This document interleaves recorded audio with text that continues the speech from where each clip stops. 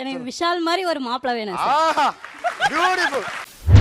கொஞ்சம் பாக்குறதுக்கு ஒரு ரவுடி லுக் இருந்தா போதும். எனக்கு வந்து ஸ்னேகா மாதிரி ஓம்லியா வேணும். வெறும் கூடுவேன், திருப்பதியில கல்யாணத்தை நடத்துவேன், அனதான் டோக்கன் வாங்கி கொடுத்துவேன், சாப்பிட்டு போங்க. எந்த சடங்கு உங்களுக்கு வேண்டாம், போர் அடிக்குது? த வெரி மெயின் சடங்கு, தாலி கட்டுறது.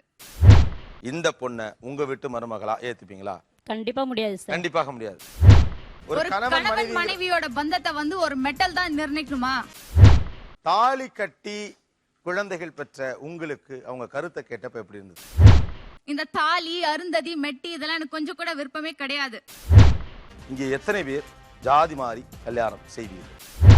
பிள்ளையோட ஆசையோட உங்களுக்கு ஜாதி முக்கியமா? ஆமா சார். ஆமா ஆமா சார். எனக்கு வர்ற மருமக வந்து மாளவிகா மாதிரி அது அழகா. இது டூ மச், இது டூ மச். அததான் கேக்குறேன். ஒரு கனவு இருக்கும், உருவகப்படுத்த முடியாம இருக்கலாம். மாளவிகா மாதிரி இருக்கணும்.